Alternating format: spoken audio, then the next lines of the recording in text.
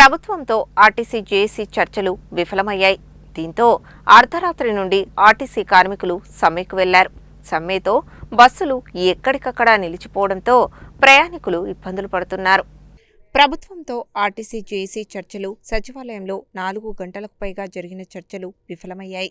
దీంతో అర్ధరాత్రి నుండి ఆర్టీసీ కార్మికులు సమ్మెకు వెళ్లారు. సమ్మెతో బస్సులు ఎక్కడికక్కడ నిలిచిపోవడంతో ప్రయాణికులు ఇబ్బందులు పడుతున్నారు. జిల్లాలో 7 డిపోలపై సమ్మె ప్రభావం పడింది. 2500 మంది కార్మికులు విధులకు దూరంగా ఉన్నారు. సమ్మె ఉధృతం అవుతుందనే సమాచారంతో అర్ధరాత్రి నుండే డిపోల వద్ద భారీగా పోలీసులు మోహరించారు. నల్గొండ, మిర్యాలగూడ, దేవరకొండ, సూర్యాపేట సహా ప్రధాన డిపోల వద్ద పోలీసులు కట్టుదిట్టమైన బందోబస్తు ఏర్పాటు చేశారు. సమ్మెలో భాగంగా బుధవారం నల్గొండ ఆర్టీసీ బస్టాండ్లో ఆర్టీసీ జేఏసీ నాయకులు విధులు బహిష్కరించి బస్టాండ్లో బైఠాయించి తమ సమస్యల పరిష్కారం చేయాలని ముక్త కంఠంతో నినదించారు. చర్చలు కాదు, నిర్ణయం కావాలంటూ డిమాండ్ చేశారు.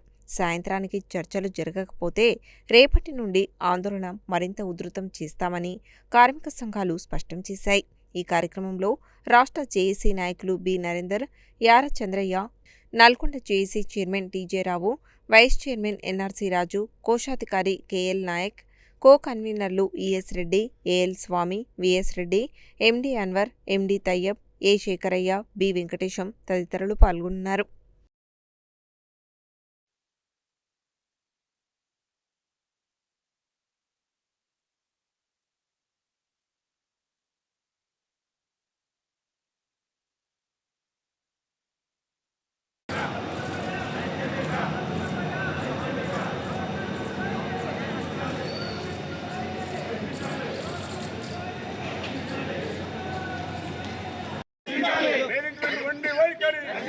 मैनेजमेंट वंडी వైఖరి नहीं चलेगा नहीं चलेगा बस का भैया नहीं चलेगा नहीं चलेगा नहीं चलेगा बस का भैया नहीं चलेगा नहीं चलेगा नहीं चलेगा बस का भैया नहीं चलेगा बस का भैया नहीं चलेगा बस का भैया नहीं चलेगा ఐక్యత వర్ధిల్లాలి కార్మిక ఐక్యత వర్ధిల్లాలి కార్మిక ఐక్యత వర్ధిల్లాలి బస్ का भैया नहीं चलेगा बस का भैया नहीं चलेगा